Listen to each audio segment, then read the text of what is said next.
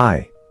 Everybody. At the beginning of the movie, on their way to a party, elderly couple Larry and Joan keep arguing about every topic that comes to their minds. They're so distracted that they almost crash into another car. When they make it to their son's house, Larry covers the bandage on Joan's arm with her sleeve and reminds her that she needs to tell the family about her cancer. Joan asks for one more day since she doesn't want to ruin their grandchild's gender reveal party. The family receives the couple with a warm welcome and teases them for their 65 years of marriage. They also tell Joan that they found a box of her old pictures in the basement. One of the photos is of Joan's wedding to her first husband, Luke, who died during the war. Meanwhile, Larry is having some pretzels when suddenly he starts choking. He struggles to breathe as he collapses on the floor. Seconds later, Larry is shocked to wake up in a train with pink confetti falling on his head. A kid in an oversized suit says Larry wasn't expecting it before walking away. When the train stops at the station, Larry notices that many passengers are wearing hospital gowns. He follows the passengers until he makes it to a crowded area known as the Junction, where lots of people tell him things that he doesn't understand. Larry tells the receptionist that he's been abducted, but she assures him he wasn't and he has to wait until his AC comes for him. Some hours later, most of the crowd is gone and Larry is napping on the chairs. He's awakened by Anna, who introduces herself as his AC. This stands for Afterlife Coordinator, which means Larry has died. Larry starts to deny it, but at the same time he sees the confetti and realizes his grandkid is a girl. Anna makes Larry look at himself in the mirror and he finally notices he's young again, proving her story. She explains that when people reach the junction, their forms revert to their happiest selves. As Anna guides him through the building, Larry keeps insisting that he must go back to his wife, so Anna slaps him to make him stop whining. She also clarifies that this isn't paradise. It's a brief transition between life and eternity. At that moment they hear an alarm and Larry sees a man being tackled by security. Anna warns him to never cross any red doors. Afterward, Anna takes Larry to his temporary room and leaves him brochures promoting eternities as presented by different religions. He must stay there until he chooses the right eternity for himself, and the closet is all his favorite clothes. After a quick clothes change, Larry tries to watch TV, but all the channels are ads for different kinds of eternities. Then Larry explores the junction, only to find dozens of booths promoting even more eternities. Eventually he finds a bar and as soon as he takes a seat, a beautiful woman sits next to him. He tries to explain he's married, yet the woman keeps flirting to promote a naughty eternity. Thankfully, bartender Luke reminds her that advertising is forbidden in the bar, so she leaves. Larry wonders if the bartender is an angel, but Luke clarifies he's just a soul that got a job to stay in the junction. Since Larry is still confused, Luke shares the rules. There's no switching eternities after he's chosen. And there's no visiting other eternities either. If he breaks a rule, overstays his welcome, or tries to switch eternities, they'll put him in the void. It's a place with nothing but blackness for all eternity. Larry shares that his wife has cancer, and he promised to take care of her, but now he feels guilty for abandoning her, so he asks for another drink. The next morning, Anna wakes Larry up by getting on his bed. While complaining about his hangover, he asks why there are souls with jobs in the junction. Anna explains that some people haven't accepted death, while others are waiting for their loved ones. The worst ones are the ones that can't choose.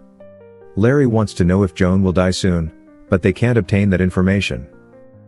Since he decides to wait for her, Anna tells him he can get a job as a janitor after the provided 7 days, but he'll also have to move to the basement. Some days pass and there's no sign of Joan. Anna tells Larry that this could take several months, so Larry decides he'll prepare an eternity so Joan will feel at home when she arrives. That night he writes a letter to his wife explaining everything. At the same time, the cancer finally kills Joan and she wakes up on the train. The next morning, Anna is taking Larry to his eternity. He asks her to give his letter to Joan, but she explains it's against the rules and hugs him goodbye. Larry starts making his way to the station while Joan leaves the train. On the escalator, Larry is shocked to see his wife, but she doesn't notice him. A desperate Larry quickly changes lanes and rushes back to the junction where Joan is seeing her young face in a mirror. The couple reunites with a warm hug. Already figured out that she's dead and scolds Larry for dying in such a stupid way. The moment is interrupted by Ryan, Joan's afterlife coordinator. He drags her away from Larry and brings her to her first husband, Luke, who has been waiting for her for 67 years. They share a very sweet and emotional reunion. However, Larry interrupts them because he was to take Joan away to his eternity. Joan starts having a panic attack when she realizes she must choose a husband to spend eternity with, so Ryan takes her to her room. After Joan changes into a nice dress, Ryan tries to guide her through her options. At that moment Luke comes to see her and a scared Joan slams the door in his face. Ryan thinks Luke is the better option because he was loyal for over 50 years, so he leaves them alone. Meanwhile, Larry is ranting to Anna, who reveals she used to have a relationship with Ryan. She thinks Luke is extremely handsome, so Larry points out that he's the one who gave Joan 65 years of marriage and children. Anna calls it emotional blackmail. Back to Joan, she and Luke go on a walk around the junction and behave rather awkwardly. Suddenly 2 guards run nearby to catch a guy who tries to escape his eternity. One of the guards stops to say hi to Luke and immediately recognizes Joan. It seems Luke has been talking about her a lot. After they're gone, Luke explains the rules and tells Joan that he loves her. He says he thought about her every single day and shares lots of sweet words before trying to kiss her, but Joan pulls away because she feels sick. She tells Luke that she needs time to think and runs away. Minutes later, Larry bursts into Joan's room and brings her. Lots of options for their eternity. Joan freaks out and yells at him, reminding him that she needs time. She also reveals that after Larry's death, her best friend died too, which makes Larry happy because he hated her. He remembers that squatting always helped her calm down and convinces her to do it. As an old lady, Joan couldn't squat anymore, so it makes her happy to be able to do it again. Then Larry eats some pretzels and almost chokes again, which makes Joan freak out. She explains she needs to clear her head, so Larry apologizes for being insensitive and says they can talk in the morning. When he tries to get comfortable in her bed, Joan kicks him out. Larry tries to return to his room. However, his 7 days are over, so he has to move to the basement. On the way, Larry sees a sign promoting a show by dead artist Dean Martin. Joan loves that singer, so Larry asks Anna to arrange a show. He's also disappointed to discover his new room is tiny. The next morning, Larry takes Joan to the waiting area where Anna has brought Dean Martin to sing while she plays the piano. However, the guy starts acting strange and trips on the stairs, making them realize that this is an impersonator. Larry goes to Anna to complain, and the guy uses the chance to hit on Joan. Luke quickly comes to drag him back and punch him. Then with the help of Ryan, Luke tries to give Joan flowers, but Larry immediately interrupts him to complain more. The men start arguing and Joan snaps, yelling to make them stop. Afterwards, she brings Anna and Ryan to her room and yells at them for a while before asking them to find a solution. The coordinators make a very long phone call to get an exception to the rule. Moments later, Joan brings her husbands to the room, and the coordinators announce that because of the unique circumstances, they've acquired special visas. Joan will be allowed 2 visits to an eternity, 1 with each husband. After spending time with them, she'll make her decision. The guys start arguing and almost get in a fight, so Joan has to yell again to stop them. She says they'll choose who goes first with a coin flip, and another argument almost starts, so Ryan has to stop them this time. Larry flips the coin, and Luke wins. During the train ride, Luke and Joan remember the old times. They keep smiling, but things are still very awkward between them. They arrive at a beautiful mountain surrounded by a clear sky and a welcoming forest. As they wander around, they have lots of fun together and even hold hands. In the evening they have dinner at a restaurant and Joan keeps talking about her children and grandchildren, which makes Luke uncomfortable. He swears that he doesn't mind. What bothers him is that he couldn't have them with her, but he's glad that she had a good life. Joan tells him that she did wait for him for a while, but eventually she had to move on. Afterward, Luke takes Joan to a building called Our Archives, which can be found in every eternity. Here every soul can revisit all the memories from their living years. Luke and Joan watch all the important moments of their relationship, like their first date, their first kiss, their first naughty time, their wedding day, and their final goodbye before Luke left for war. Joan tells Luke how much she missed him and they kiss. The memories keep playing and Luke has to watch how Larry proposed to Joan. He stomps out of the building in a huff, saying that Larry took advantage of a grieving woman. Joan tries to explain it wasn't like that, but he won't listen. Meanwhile, Larry rants about Luke because he's always telling people that he died in the war to look like a hero. Larry is afraid that he can't compete with such a beloved memory, so Anna wants him to remind Joan why she fell in love with him. Larry doesn't know why Joan loves him, but he knows who may help. Minutes later, Larry finds Joan's best friend Karen, who looks rather old. Karen explains her happiest days came after her husband died because she could finally come out of the closet and get a female lover. Unfortunately, after a wonderful vacation with another woman, she had to come home and be a mother in the closet for her children. Karen admits she didn't used to like Larry, but he grew on her. Larry asks her why Joan fell in love with him, and Karen says she doesn't know, but she assures him that he made her very happy. Afterward, Larry goes to Luke's room, determined to find some dirt on him. Marks on the wall indicate he's been counting the days since he died, and there are sketches of Joan in a notebook. At that moment, Luke comes back and accuses Larry of manipulating Joan, saying she would have been happier alone. The men get in a really pathetic fight and in the struggle, Larry's letter falls from his pocket. When they collapse, Larry says that he didn't know about Luke when he proposed, but Luke points out that he did it at the dock that he and Joan considered their special place. In the meantime, Joan can't stand all the advertising booths, so Ryan takes her to a quiet corridor full of signs of discontinued eternities. When she admits she still doesn't know what to do, Ryan says that Luke appears to be the best option, but the choice is hers to make. The next day, Larry takes Joan to a beach eternity, which is very popular and therefore crowded. They chat for a while and almost kiss, but at that moment a boy hits Larry with his ball and tells them about his horrifying death. Then the couple gets on a boat to enjoy the calmness of the ocean. Larry asks for the details of his funeral and apologizes for not being with her when she died. He also thinks their kids would be happy to see them together again.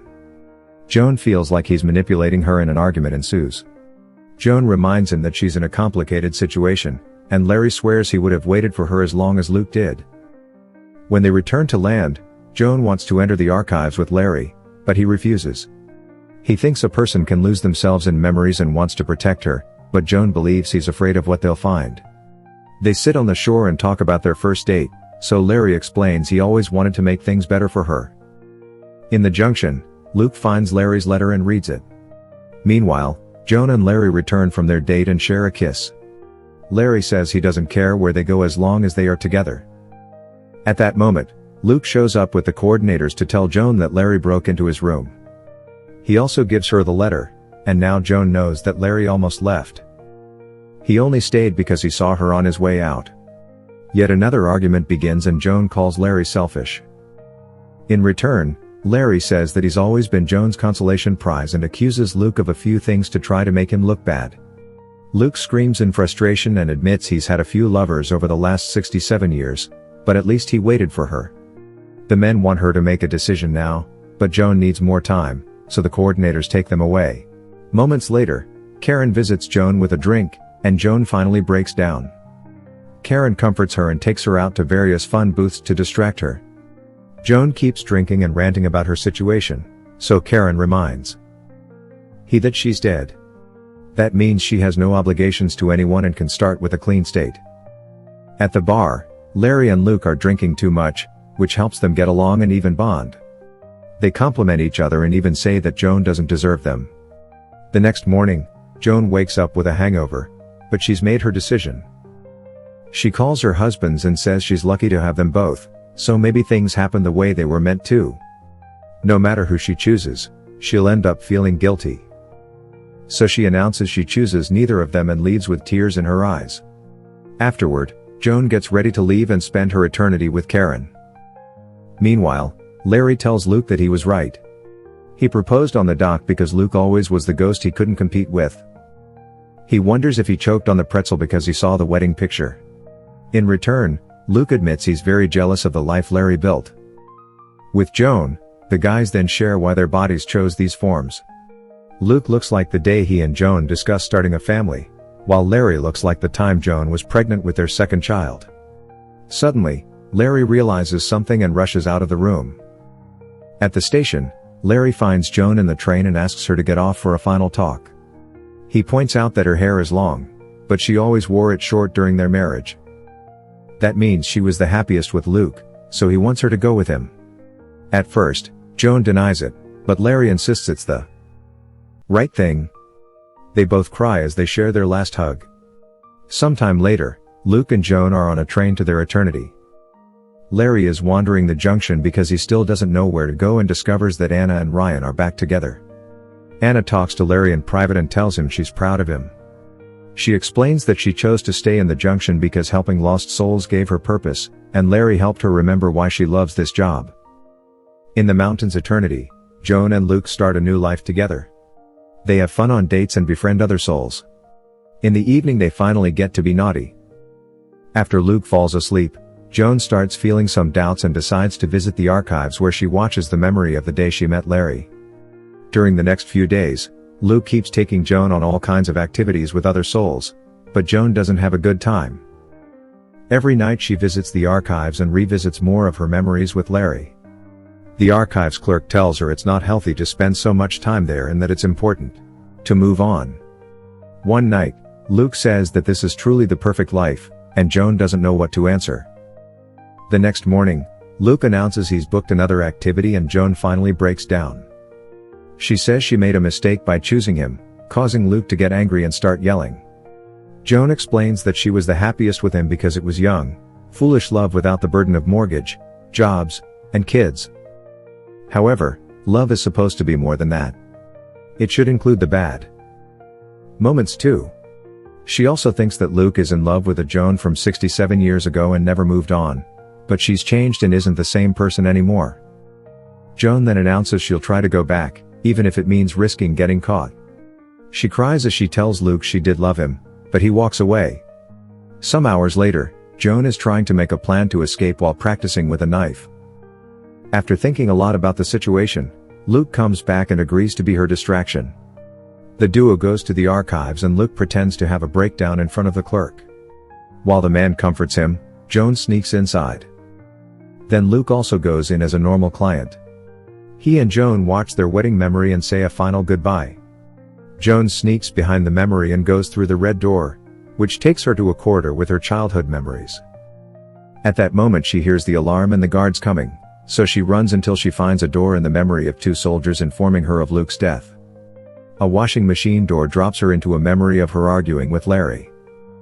The guards are still coming, so Joan blocks the door with a chair and rushes upstairs where she finds her old self. Old Joan says Larry's name before young Joan tries to hide on the bed. The guards are behind her, but she keeps on crawling until she appears on the train tracks. By walking down the tunnel, Joan manages to return to the junction. She tries to ask the receptionist about Larry, but at that moment she receives a wanted sign and Joan has to run again. In the booth area, she bumps into Ryan and Anna, who make her hide and tell the guards she went in the opposite direction. Then she asks them what eternity Larry went to. However, the coordinators shock her with the answer. In the bar, Joan finds Larry working as a bartender. They share a drink and Joan asks Larry to come with her, but she warns him it may be dangerous because she's a fugitive. Larry agrees to do it anyway. Moments later, the couple is in an eternity that copies the neighborhood they lived in during their entire married life. Like and subscribe for more interesting movie like this. Turn on notifications and leave a like to help the channel out. Thank you for watching.